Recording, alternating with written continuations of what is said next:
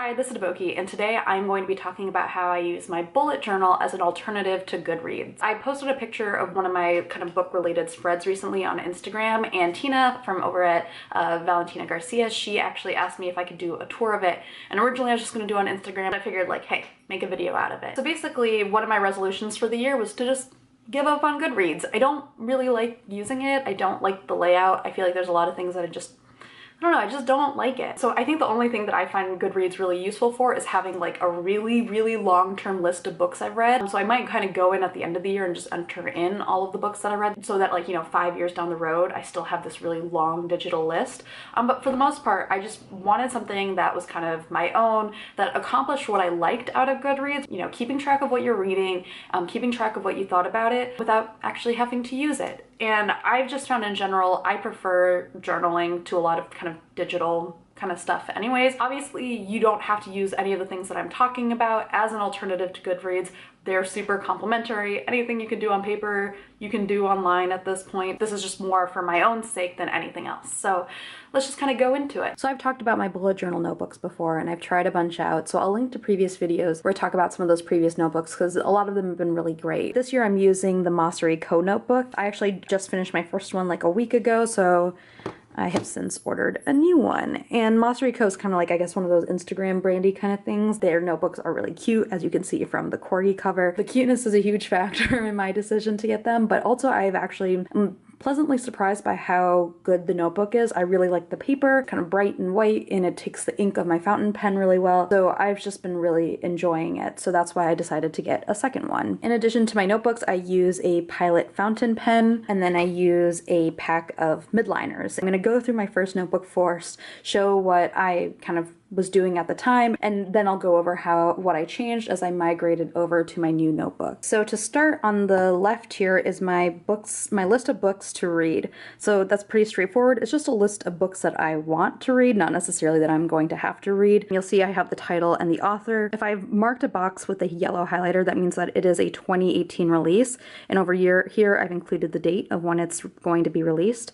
If the book box is marked in with brown highlighter, that basically means it's a book that I already own, whether it is a hard, like, you know, copy or an ebook or something else. Then basically here, if I slash out the box, that means that I finished reading it. On the right here, these are all of my 2018 reads that I've been keeping track of. Over here, I just have the title, author, genre, what date I started reading it, what date I finished reading it, and then whatever my rating was. So that's out of 5. In this column here, basically I'm putting the number, like when I complete a book, I'm just putting a number down to show what book it's read of the year. So the Diana Chronicles was the first book that I finished, New Czar was the second, Hurts to Love You was the 10th book that I read of the year. So I've been liking this kind of as my like alternative to Goodreads, as a good way to just keep track of what books I've been reading. It helps me figure out which books I kind of have DNF'd and all of that stuff. So next up is the 2018 Book Riot Read Harder Challenge.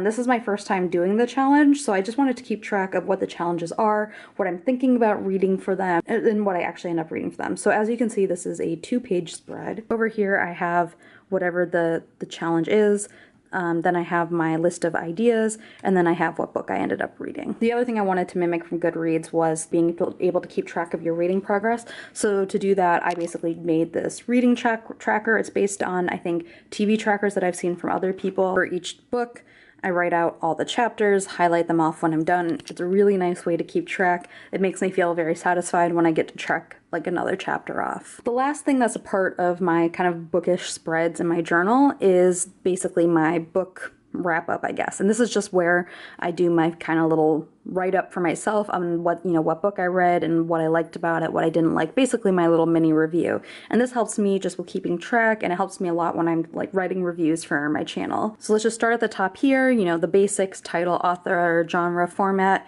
what it's about, what I liked about it, then what I didn't like about it.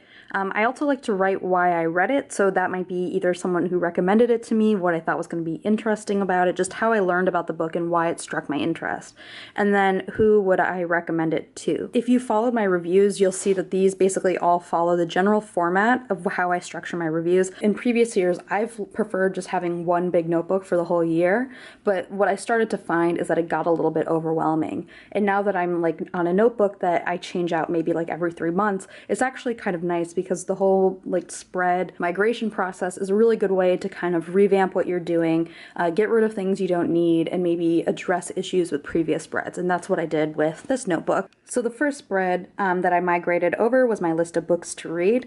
You'll see that this list is much shorter than my previous one, and that was actually a conscious choice on my part. I think when I wrote up my list to begin with, I was so excited to see all of the books that were going to be released for the year that I just wrote a whole bunch down. And when I wanted to migrate things over, I decided to be a little bit pickier and so that I would be a little bit more focused. So it's all very similar. Brown still means books that I currently own. Blue is now books that are being released this year. I also didn't move over books that I had already read that were on this list. Next up is my list, my 2018 read spread. In the notebook I showed you before, that was all one page and it was in this direction.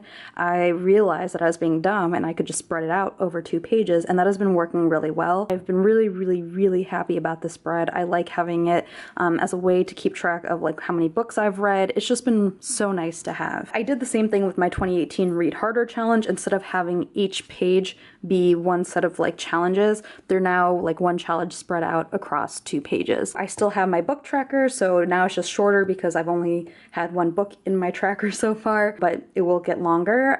You can see I do the same thing for TV shows just to keep track of what episodes I've watched. Those are my book-related bullet journal spreads. Let me know what you guys think. Are there any specific kind of spreads that you use when you're keeping track of your books that you found really helpful, or things that you actually had to stop doing because you didn't really find them as helpful? And yeah,